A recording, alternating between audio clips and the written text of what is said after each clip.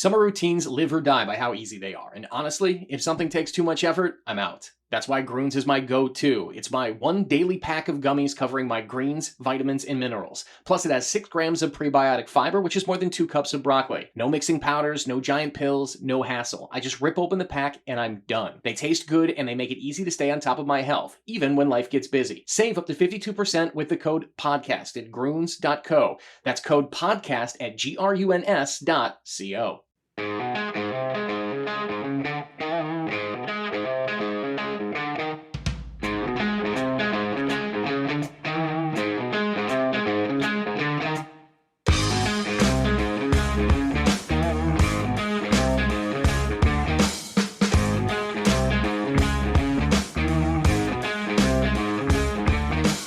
We're back on the show here. This is Wooden Sticks. I am Kevin Gorg from Valley Sports North. Looking forward to another great hockey conversation today.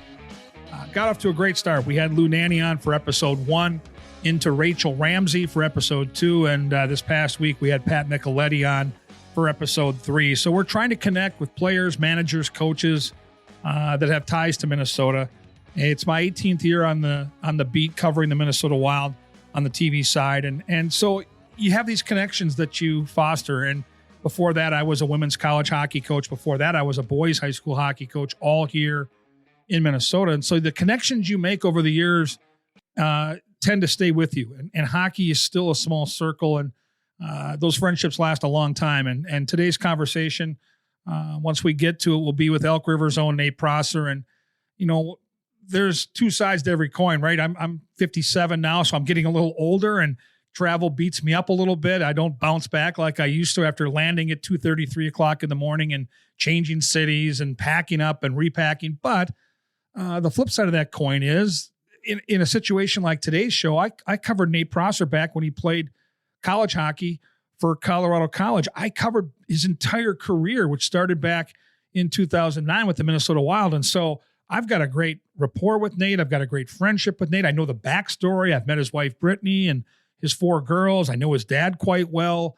And, you know, I also know some of the big moments in his career. And so it's going to be really fun today to connect with a player that I know so well. And going back to my days covering the Wild when Nate was there, he's one of my go-to guys. He's a terrific communicator. He had his own podcast here on the Talk North Network. So really going to be a fun show. We're going to dive deep into Elk River hockey, where it started, Hanky Pit, which was front and center a decade ago when we had Hockey Day Minnesota. And of course, that movie type magical ending to Hockey Day in 2014 when Nate Prosser is on the ice in 3-on-3 overtime, which on its own is crazy enough. But then he scores the winning goal against the Dallas Stars to put a cap on it. Just an amazing edition of Hockey Day. The spot that we were at out in Elk River, I mentioned it, Hanky Pit, is just a beautiful, beautiful area. And I know how proud Nate was to be a part of that. And then having a chance to look back a couple of years ago, we had him on our broadcast and we kind of did a walk back in time,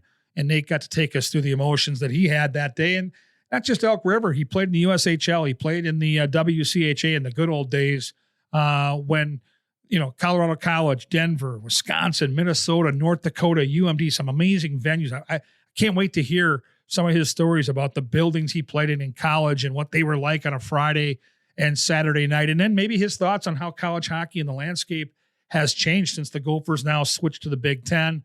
And then I really am excited to talk about his time with the Minnesota Wild. He was a terrific player, kind of under the radar because he wasn't a great offensive weapon on the blue line, but man, he was so tough. He was so smart. He was so coachable from talking to some of his coaches like Mike Yo, who always seemed to get a big smile on their face when they talk about Nate and how much heart he brought to the rink, how much passion he played with, and had a terrific career. You don't play that long and play that many games without being a really, really good defenseman in the National Hockey League. And then, you know, life after hockey. I think for all these guys, it's a big transition when the game is over. And I can't wait to ask him about maybe some of the things he misses, maybe some of the things he doesn't miss, because I think we all see the glitz and the glamour. We watch the Minnesota Wild and we see all the good stuff, but behind the scenes, these guys are playing through injuries. They're away from their families, and Nate's a big family guy. And I mentioned the 4 girls and his wife, Brittany. Like this is a hard thing when you're a player, when you're starting a family to be away from a lot. And there's a ton of travel involved. So we're going to talk about that. And then he's got a great relationship with his dad. His dad's an awesome dude. Got to see him around the rink throughout Nate's entire career, and maybe how that had an impact on him. His dad was a great athlete and a really good hockey player as well. So I think there's going to be, as some folks say, a lot of meat on the bone today talking to Nate Prosser, and really excited about the way the first few editions of this endeavor have gone. I'm really pumped about Wooden Sticks, and really happy you've found us, and hopefully continue to find us, because we are going to have all kinds of wonderful guests, and the first three have knocked it out of the park. I have no doubt that Nate's going to do the same thing. It's my job to tee them up. I really believe that, especially connecting with the folks that maybe aren't around as much anymore, the coaches and managers and players that have maybe been a big part of our lives at some point, but now are no longer on that big stage. And Nate's a great example, being a Minnesota kid from Elk River, and had such a great career and did so many good things in the community. So that's what this show is all about. And I'm really excited about where this thing is going. I want you to be a part of it too. I want you to, if you know of somebody, or maybe you've got a business that you're involved in where you want to maybe get a little more exposure, especially in the world of hockey where there's so many great people involved and will come to your business. And Karen Cleary here at Talk North can take care of you, and we'll get you out there and we will pump it up and bring people to you. We'll build your business. You can email her at KCleary, kcleary@talknorth.com, and be a part of Wooden Sticks. Today's edition features Elk River's own Nate Prosser, and we'll get to that after this quick break.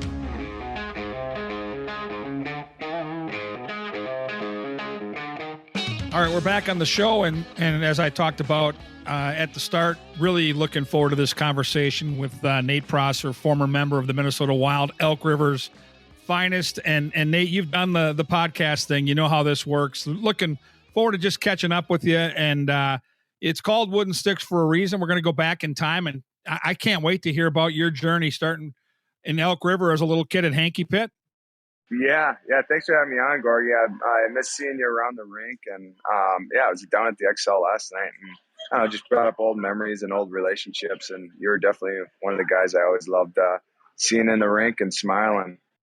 Well, I'm old enough now, and I've done this gig long enough where there are players like you where I covered your entire career, and it's exciting for me. It can be depressing because I'm now 57 and on my way to 60 here soon enough. But the silver lining is, for a lot of you players, I got to see you play in high school, college, and all the way through your pro career. And it gives me a different connection, especially for a guy like you. And I guess I'll start here. For a Minnesota kid to have the chance to play in the NHL in your hometown for the Wild, how cool was that experience? And did you ever as a kid even imagine that was possible? No. I mean, the answer is flat out no. You can even ask, some of my biggest supporters through my life with my wife and my dad. And, even when I was getting into my 20s, they probably still would say, you know what, Nate, make sure you're focusing on your education and getting your degree. And obviously that comes first. But, it was I needed every step of the way. So when you talk about high school and then juniors and then college and then minors and then, making the jump, I needed every step. I needed, to mature and get stronger and faster and, just all those different attributes that NHLers have. Like I didn't have those at 19 and 20, like some of these kids. So I needed it to come at 24, 25. And, Wooden Sticks, the premise of this show is, taking us back to a window in time. When I played hockey, the equipment was completely different, but I'm much older than you are. But I still think the equipment has changed dramatically, from the time that you played maybe youth hockey in Elk River. I know you played in some state tournaments in the early 2000s, but take us back to when you were playing youth hockey and where the equipment was then. What's the biggest change with what the guys are using now?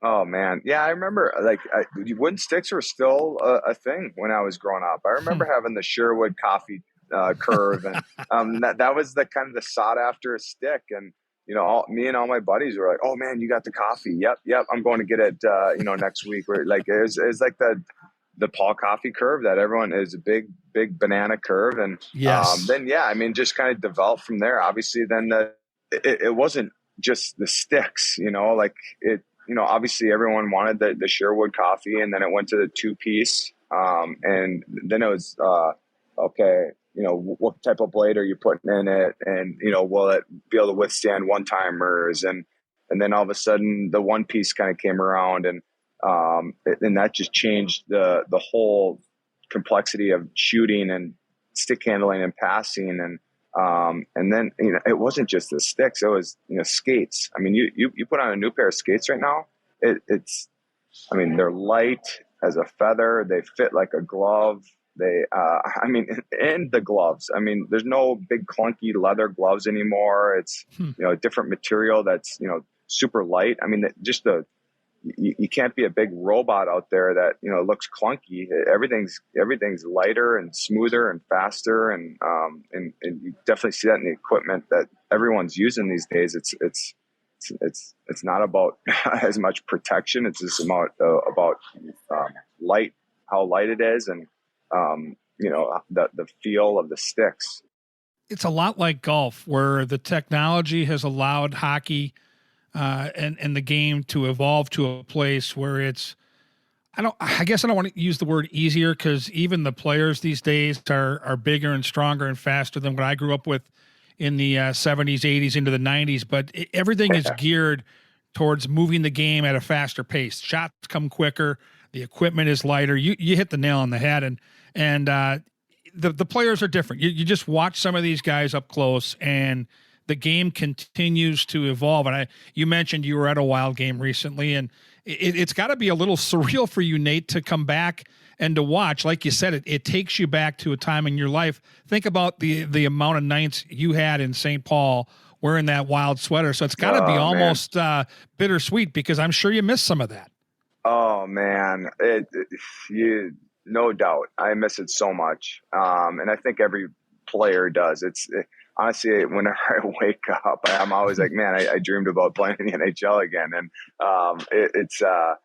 it was a special time, definitely. And it was a dream come true. I was truly blessed to play it as long as I did. I was able to sit up in the suite with Eric Stahl, and we both just kind of looked at each other and talked to each other about, man, how do we compete and play out here? Just the speed alone, it just, everything's ramped up, and it's not just the NHL level. You go down to a scored A level.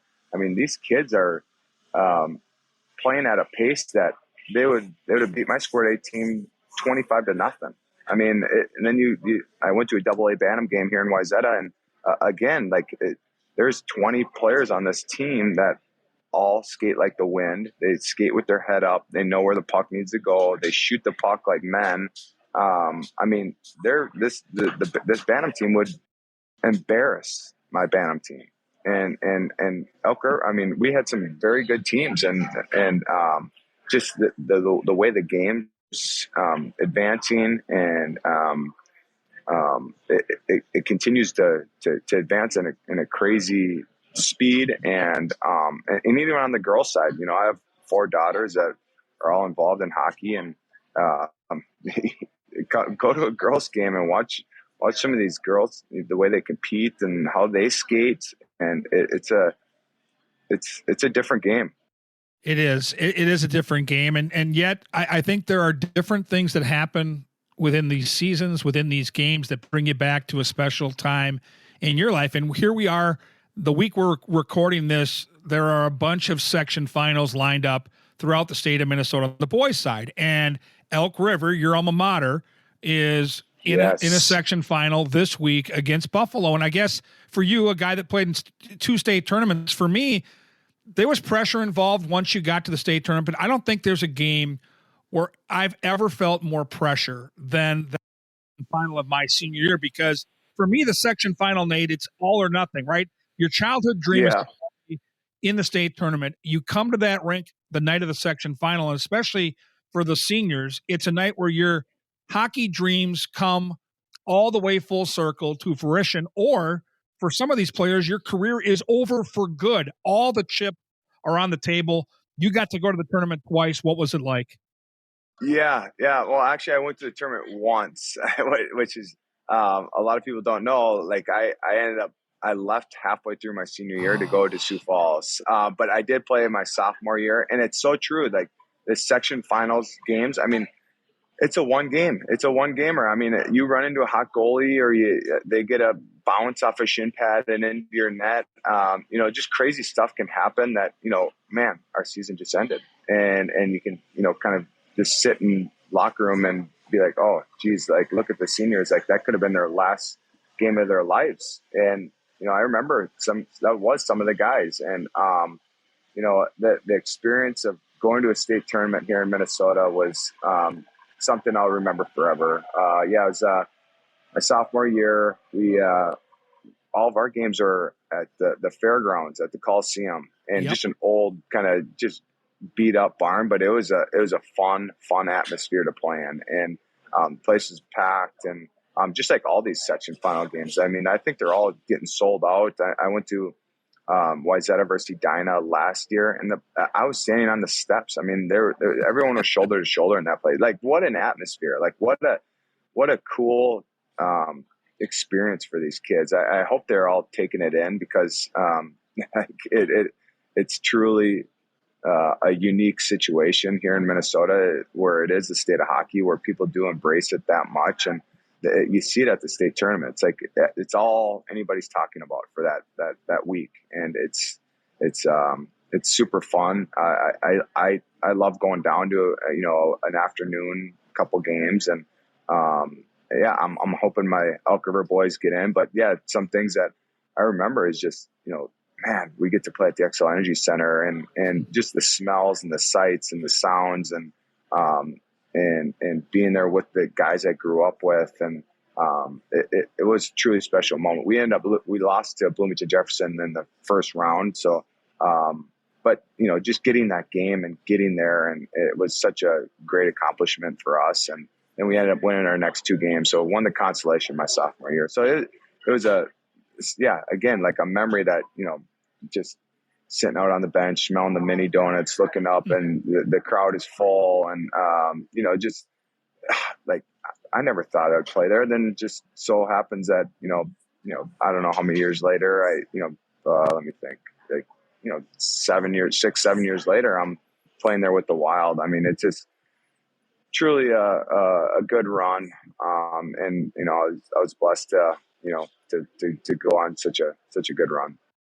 Yeah, it's a magical time of year. If you're a hockey player or a hockey fan, this time of year is sacred, and I just love it every year. And I'm so frustrated this week that normally the Wild are always out of town the week of the state tournament. This is my 18th year doing the job, so I know that I don't get to see a lot of the state tournaments anymore. Sometimes we get home in time to see the games on Championship Saturday, but we're almost always in town the week leading up to the tournament because of that. This year, it's different. We're on the road. I'm missing all these section finals. I'm having FOMO with that. And like you, I spent some time in the USHL. Now, I played in Des Moines. You played in Sioux Falls, as you mentioned. What was the hardest part of that transition? Because I got to tell you, Nate, leaving Burnsville after 1985, having that state championship run, and heading down to Des Moines, I struggled. I really struggled the first half of that season. For you, what was the biggest challenge? I mean, I remember vividly my parents driving me out there when I was 17 years old, dropping me off at a farm and driving away. And I was in tears. I'm like, yes, man, there's chickens and horses next to me. And I'm in the middle of cornfields out in, Sioux Falls, South Dakota. Like, what am I doing? And, I think, just me and my dad had a lot of good conversations, and like, okay, like, what's your goals? What's your dreams? What's your aspirations? And, okay, if that's what it is, then, okay, this is the next step that you have to go. So you want to be a hockey player. And it like the step from high school to juniors was the biggest one that I made. Just, it caused me to grow up. It caused me to become a man, caused me to, create my own schedule and do my own laundry and make my own food and, almost kind of, just get out from being the baby of the family. You know what I'm saying? Like everything, like I was the baby and everything was decided for me, and everything was done, so high school hockey, you go from, maybe we had a ton of practices with the JV team. So we're,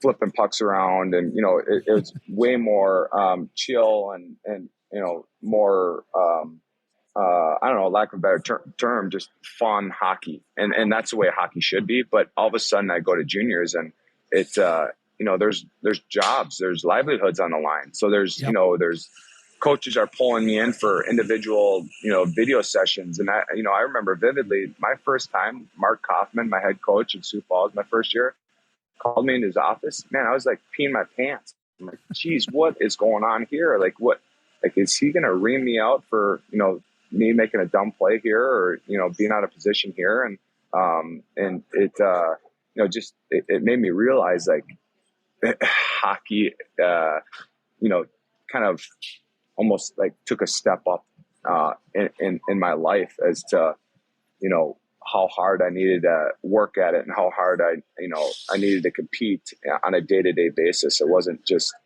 I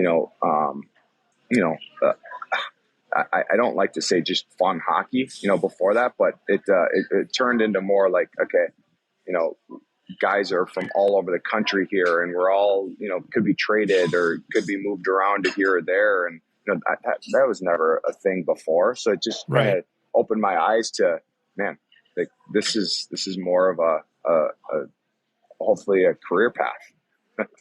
Well, it ended up being a big step. That's not what I was. Yeah, huge. And that wasn't what I was thinking in my mind at 17. Is like, oh man, this is what I'm going to play hockey for my career. It was just like, no, like I need to, certain things I need to grow in my game to reach my goals, and that was to play in the WCHA. And you end up doing that. How do you end up being a member of the college program at Colorado College and have such a great run there? How did it end up happening, and how many choices did you have along the way? Honestly, not many. I was a late bloomer. I was late to the scene. Gophers are recruiting guys at a younger age, and I was, I grew a foot in 1 year. So from 16 to 17, I went from just a little runt like 5'2" to 6'2", and I obviously needed a little time to grow into that frame and I needed a couple years of juniors so Gophers and St. Cloud and North Dakota, those are the teams I grew up watching, and that I was hoping would come around, but they never did. And we did some family trips out to Colorado when I was younger, and so I love the state, and I kind of dug into Denver and CC a little bit more, and just like, is this a possibility? Is this something that would interest me? And I just loved. I took a visit to both of them and loved both campuses. So in the back of my mind, I'm just like, it's my goal to play in the WCHA. Both teams are very good hockey programs. Either one of these teams come, I'm going to jump at it. And just so happened CC came first, and was super excited for it. Had a great 4 years there. We had some good teams, some good relationships from there. And it was I love being in Colorado. It got me away from home, even more than Sioux Falls. Sioux Falls is so close enough where, my parents are out a ton. CC is, I was out there, and, talk about, making decisions on my own, and, still growing up as a man. That was still happening, from 20 to 24 out there. And that conference at that time, and again, right now we live in a world where the Big Ten kind of changed the landscape of college hockey, but you were there from 2006 roughly through 2010, and the WCHA was the premier conference in college hockey. It was Friday and Saturday night. It was appointment television, and in this market, you knew everybody on every team, including Colorado College, including Denver, North Dakota. You had the team in Mankato, St. Cloud, Bemidji. I mean, this conference was where all the powers were, at least on the Western side. in college hockey. Yeah. So for you, that had to be an awesome experience. Yeah. It was, there's a big debate on, whether Hockey East or WCHA was better. Well, in my mind, obviously, I'm going to say WCHA. And I think, you got the Gophers in North Dakota and Wisconsin, Duluth, and, just team, a lot of good parity. And, any given night we're, going up and playing St. Cloud or Mankato, and it's a dogfight, and just a ton of really, really, really good players. And obviously growing up in the state of Minnesota, you're able to see a lot of the WCHA games. And, I grew up in Elk River where, a lot of people cheered for St. Cloud, a lot of people cheered for the Gophers. It was kind of in between. And, again, like I was kind of would have loved to play for either one of those, but I was just kind of late to the scene. They didn't notice me when I was growing up or anything like that. I didn't make any select teams, select 15, 16, 17s. I was all cut from. And so I just kind of, CC almost kind of was the first to come, and I was excited for it. And, the competition was super good. So I knew year in, year out, you're guaranteed to just continue to improve because of the competition. At what point in your time as a college hockey player did you start to think that there might be a possibility here that I can be an NHL hockey player? I actually talked to my dad about this not long ago, because I was kind of thinking about it. And honestly, I had a really good sophomore year. My freshman year, I got hurt. I had a bad concussion early in the season. So, it took me a little while to get back from that. It was probably my worst injury in hockey. I kind of got hit a little bit from behind, and a guy coming in front of me. So it was kind of like a domino, and got pulled off on a stretcher and was out for 4 to 6 weeks or something. And then even after that, I was kind of in and out of the lineup. But my sophomore year, I had a really good year. I played with Jack Killen. It's someone that a lot of people will know from Minnesota. Minnetonka kid, played at Holy Angels, played in the NHL for the Capitals in Nashville, and really good D partner. And I ended up getting invited to a development camp with the St. Louis Blues after that season. And well, for one, I can't tell you how excited I was just to, get this invite. I remember driving out of my parents' house. I roll down the windows and I just start yelling, just over excitement. I'm just like, wow, and it was just like kind of a cheesy development camp in July, but just talking with, my dad more about it, I'm like, what it did for me? It made me see where I fit with people outside of America. Like there was a lot of Canadians there, obviously. There's all their draft picks. So I'm kind of eyeing up their first and second round picks and their defensemen that, I don't know, let's see how much I need to improve in this area or that area, or see how close I am to ability with these guys. And honestly, I felt like in my mind, I'm like, I'm close. I'm pretty darn close. I was stood in line against or with this first round draft pick that they had. He's a lefty defenseman. Whatever, I won't say his name, but I watched him carefully, and I kind of just, I thought I'm not far off. So all of a sudden in my mind, it starts ticking. I'm like, man, I'm just going to keep working at it, keep trying to improve my shot, keep trying to improve my speed, because that's where people would tell me that I lacked. Well, there's a drive inside of me that was like, okay, if these draft picks are going home and shooting 100, 200 pucks a day, well, I need to match that and some. And if I need to go out and do more sprints or plyometrics at the track by myself, I'll do that in Elk River, Minnesota. It's just that drive was in me. And I tell kids so many times these days that drive has to come from within you. That can't come from dad. That can't come from an agent or your grandpa or your mom. That drive's got to come from within you. And I had that. So all of a sudden I go back home for the rest of the summer, work my tail off. And I still had 2 more years at CC. So I just kind of put my nose down, kept trying to improve. And the best part is I just love the game.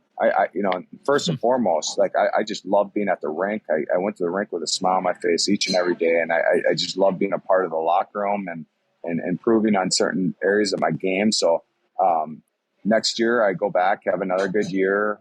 Got invited to the Islanders development camp the next year. And again, the same mentality is, okay, where do I match? Well, another couple, I think like Calvin DeHaan was out there and can't remember if Nick Leddy was out there.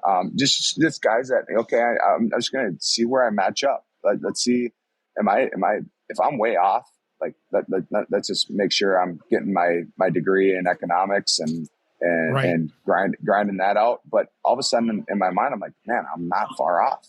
Okay, well, I got another year, go back to CC and, have another really good year, my senior year. And I was a free agent. So I was able to kind of see where the interest was. Just so happened that there's, 5 or 6 teams interested, and Minnesota Wild was one of them. And it's kind of a no-brainer from there. How much do you remember about your first game in the National Hockey League? Nate, every kid that ever put a pair of skates on has that dream.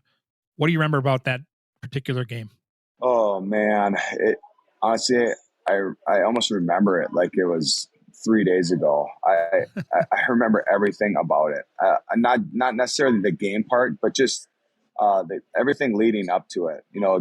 Todd Richards coming up to me before in morning skate, asking me if I'm ready to play, and I'm like, whoa, okay. I thought I was just here to practice the rest of the year, and just so happened that, Zanin and Zidlicki and Schultz, I think, got hurt or something. I think 3 defensemen got hurt. And, when I originally signed with them, they're like, we can't guarantee any games, but you're going to come here and stay up with the Minnesota Wild, learn what it's like to be a pro and meet, create relationships with everybody. And, well, he came up to me in the morning skate and asked, ready to play. And I'm, wow. Okay. Yeah. Of course I'm ready. So, I didn't take a pregame nap that day. I just remember making, 600 calls and text messages, and, an idiot of me, I didn't even think there was an international plan, and just so happened my phone bill that month was like $700. But I was super excited for the game. Putting on the jersey for the first time, and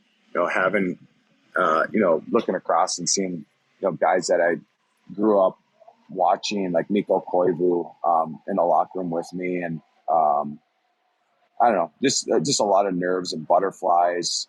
But as a hockey player, you know that when the puck drops and you get that first shift in, you get hit or you throw a hit. It's just another game, and that's kind of how I took it. And so I played the last 3 games of that season and played them well. I knew that first impressions matter, especially being undrafted, that I needed to, not only, play hard, but I needed to, play my A game. And I feel like I did that. And you did that a lot. And so I've got one more, and then we're going to get to the hat trick hot seat, which is a staple here on the Wooden Sticks podcast, where we're going to give Nate 3 direct questions that he has to answer in rapid fire fashion. But I'm a movie guy, Nate. And if I was developing a movie back in 2014 and I was going to have that movie revolve around Hockey Day, Minnesota, I'd want it at a historic place where everybody in that town knew that's where you went to play hockey, Hankey Pit. I'd order up a perfect winter day in Minnesota, low 20s, light snow, and sunshine. I'd watch great outdoor hockey. And then if I was making a movie that night in the NHL game, I'd make sure it was a great game. It would go to overtime. And then the kid on the Wild roster from Elk River is going to come on the ice in overtime, which he never did, by the way. And he's going to score the game-winning goal and cap off the perfect Hockey Day, Minnesota. You lived out my movie dream. And I got to tell you, it's one of my very favorite moments that I've ever had, being a part of a Hockey Day or any broadcast for that matter. I can't imagine what it was like for you. Oh man, you're telling me. It was one of the very special moments in my career. Just kind of a picturesque day. It was a day that I was receiving a lot of texts, obviously from buddies that were up in Elk River, and a part of the day up there. And and yeah, I loved hockey day, and I still do. Even this year, waking up and turning the TV on and having hockey on all day, and just feeling the excitement around the state over the game. And it was the same on that day. Obviously no pregame nap for me that day. I was just kind of buzzing. Got to the rink early. Um, did my normal routine and cracked a Red Bull and felt like I could obviously run through the wall. And like you said, I overtime would come around, and normally I could start unstrapping my elbow pads and take my loosening up my skates a little bit, because there was no chance I was getting on the ice. And Rick Wilson says, "Prost, you're up next." And I honestly had to look back at him just to see if he was smiling, kind of making a joke of it. And he's like, "No, you're up. And I don't know who came. Spurge came, and all of a sudden I'm just jump over the boards. I felt like okay, let's go see if I can just stay even this shift. Well, just felt like there's good opportunity for me to jump into the play. I saw I think Coyle had the puck behind the net, passed it out to Niederreiter, and no one was really protecting me or had an eye on me. So I just felt like, man, I'm going to go see if I can, kick in a rebound or something. And just so happening, it bumped out to me and put it in. And yeah, it's a highlight of my career for sure. I mean, there was a bunch of them, but that one's is right near the top. Well, I got to be honest. In the last couple of days, I went back to YouTube and I've watched that replay probably 20 times. And I still get chills. I do, Nate, every time I watch it. And my favorite part of the entire highlight reel is the look on your face when you get in the corner and you're waiting for your teammates. That's the look of just pure happiness, and that's what the game gives us. And so it makes me smile hearing you kind of take me through that experience, because truthfully, for all of us that work at the station, it's Christmas Day for us. Like, it's the one day where everybody from our entire company is involved, and top to bottom. And they've been doing this for weeks, in some cases months and years. Like the producer and director put in a couple of years on each site, like trying to get it all just right. And to have it play out the way it did that year, I don't know how you top it. So it's really cool to hear you kind of recant your emotions and how you handled that experience. So now we've come to the final part of the pod. It's the Hat Trick Hot Seat. And I've got 3 questions for you, Nate. There's no wrong answer. I'll lead with that. So you can't really screw this up. But we're going to start with the first question. And this is a tough one. Your favorite NHL road city as a player that you visited over the years? Well, right out of the hop, it's got to be Las Vegas. But I didn't get a ton of time to play there. But another city that I seemed to have a lot of success against was the Dallas Stars. So whenever we got to go down to Dallas, the weather was great. The hotel was great. It's an easy flight. And that hotel is the best in the league, by the way. Yes, you mentioned it. Yeah, I love the Crescent Court is as good as it gets. Oh my gosh, Gorg! I cannot even tell you how much I miss some of those hotels. And the Crescent Court is right at the top. And just a ton of good steakhouses, obviously, in that city. And I don't know how many. I think I had around 50 points in my career. I bet pretty darn near half of them were against the Dallas Stars. Honestly, it's just a team that appealed to my eye, I guess. And I loved going down there and playing. Well, you're a Minnesota kid, and they took our team. They are the North Stars. And the goal we just referenced from Hockey Day, Minnesota in Elk River, the overtime winner was against the Dallas Stars. So you did have terrific numbers, and I'm really happy you did, because Norm Green still sucks in my eyes for taking our club. Now, question number 2 will be a fun one, because I've known Nate Prosser since he had a full head of hair. And like me, I've got 3 daughters. He's got 4. Doesn't have the same hair he had when I first met him, but you've always had a look. And that look to me always reminded me of Stifler from the American Pie series. So you've got a little movie star to you. You're a good looking guy. Right. So I've got to know your celebrity crush as we sit here right now recording this pod. Oh, I mean, it's so easy. I mean, I'm sure everyone says Jennifer Aniston. But I would probably say that Margot Robbie, that Wolf of Wall Street girl. She's so You good. know what I'm talking about? She was Yeah. Barbie. Yeah, she's fantastic. Yeah, and Barbie. Yeah. I didn't see the movie Barbie yet. I'm glad my daughters didn't want me to take them to that because that'd have been painful to sit through. But yeah, probably her. Good pick. The final question, and again, no wrong answer.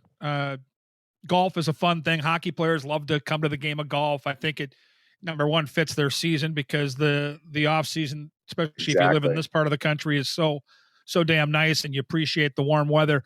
If you were going to go out this summer and you were told, number one, you could play any course in Minnesota, and it'd be you and three others, so it's a dream foursome, and as long as they're on this earth, they're going to show up for this golf with Nate Prosser. Give me the three people you're bringing on that golf course, and which course are you going to play here in Minnesota with that dream foursome? Oh my gosh. It's a tough one, man. Tough one. It is. Yeah.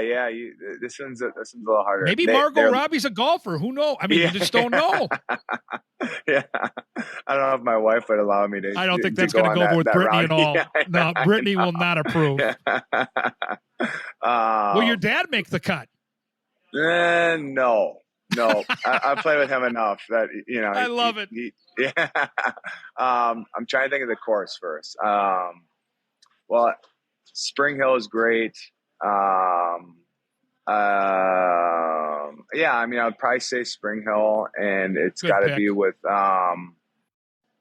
I'm trying, some athletes, maybe like Tom Brady. I'd love to, pick his brain a bit. Hard not to say Gretzky and Michael Jordan. Just some. That's perfect. Absolute savages that domination doesn't even explain how much those guys had in their sports. And they all love to golf. Like that's the one defining characteristic of all those guys. And they probably all love to gamble. I love throwing money on the line. Yeah, that's the best. Well, I knew you'd pick Vegas on the first one for at least part of your answer, because I do vividly remember on those wild charters, all of us in the media sitting the way back, the players are in the middle, and the coaches and management in the front. Well, Nate was always the guy that ran the card game on the airplane or the number board come Super Bowl time. So he was our guy. And I remember you guys had the horse racing game going for a while, and Stalock Al Stalock's running up and down the plane, and it was oh my good gosh, fun, man. I remember even after like a loss, like Stalock's running up and down the aisle, like coaches are all serious, everyone else is all quiet, and we're like, oh my gosh, I don't know if we can be that loud, but we didn't. I mean, honestly, like we didn't care, and those are honestly like the memories I miss the most. Whenever anyone asks me like, what do you miss the most? It's always like this time that I got to hang with guys in the locker room, time on the airplane, card games, going out to dinners.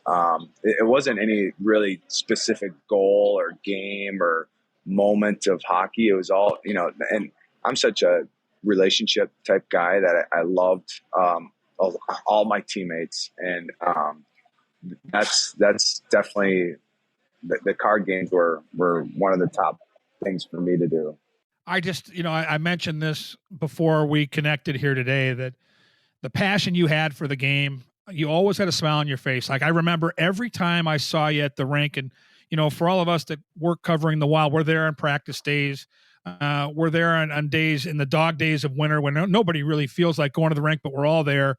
And you always seem to enjoy every moment. And so I understand completely what you're saying. Like this for you was such a great fit. Like being a pro hockey player was a great fit for you, because I could tell how much you loved the game of hockey and how much you loved being around the guys. And so I get that you miss it, because Nate, you were a huge part of it. Yeah. And I try to treat everybody. I mean, we're called to love people, and I wanted to treat the Zamboni driver, to our security staff, to our valet drivers, to my teammates, to my coaches, to my trainers. I wanted to treat them like all with the most in media. I mean, everybody. Like I wanted everyone to feel loved and respected, and it doesn't take much to do that. It's a simple stop and start a minute or two conversation, and I don't know. I loved just being a part of the locker room and pouring into people. And that's truly what I miss the most.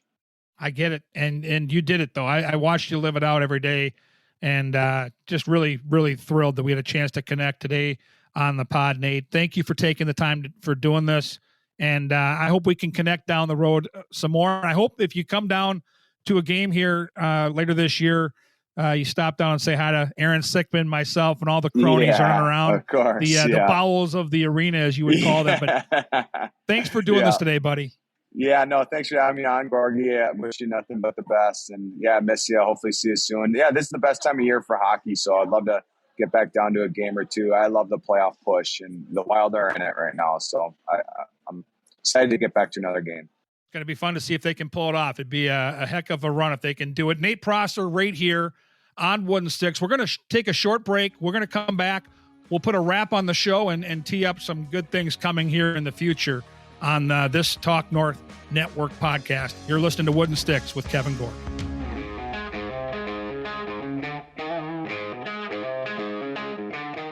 We're back on Wooden Sticks, and terrific conversation with Nate Prosser. And you can just, again, hearing his voice and feeling that passion and the love he had for the game of hockey when he played, and just the type of guy Nate is. He's just got such a wonderful, energetic personality, and loved my time with him when he was a player for the Wild, and really enjoyed reconnecting today and hearing some of those cool stories from Nate. Some of that stuff I had no idea. I know a lot about his career. I've been there for a lot of those big moments, and some of the stuff, it was brand new today for me. And so that's kind of the idea with the show is, we try to find intriguing personalities, fun people that made an impact on the game of hockey here in Minnesota. And there are so many people. When I started putting together a list, this was one of the first names I thought of because of our time together when I covered the Wild, and just knowing that Nate's the type of outgoing guy that can really spin a tale, a lot like Louis Nanny, right? You just got to put the mic on, tee him up, and let him go to work. And that's the kind of guy Nate is. And so really enjoyed further getting to know some of the details around his life and his journey as a hockey player in Minnesota. And I just think, for a guy like Nate, he did all the little things well. Like, he was the player that was blocking shots. He was the guy that was in charge of moving people around the blue paint. And once in a while, if his teammates were in a tough situation, he was the guy in charge of dropping the leather and going toe-to-toe with somebody. Those are tough things to do. I mean, he played the game hard every night, and he did not have an easy role on that hockey team. And as I mentioned on the front part of the show, you don't play as many games as he played and play as long as Nate did without being a special player. And you don't need to be an all-star defenseman to be a special player. I would tell you, any coach that had him at any level would tell you, you pop in that lineup every night, you know what you're going to get. You're going to get an effort. You're going to get grit. You're going to get a player that's going to go out there and play with that passion. And when you play that role on the blue line, that's a super important role.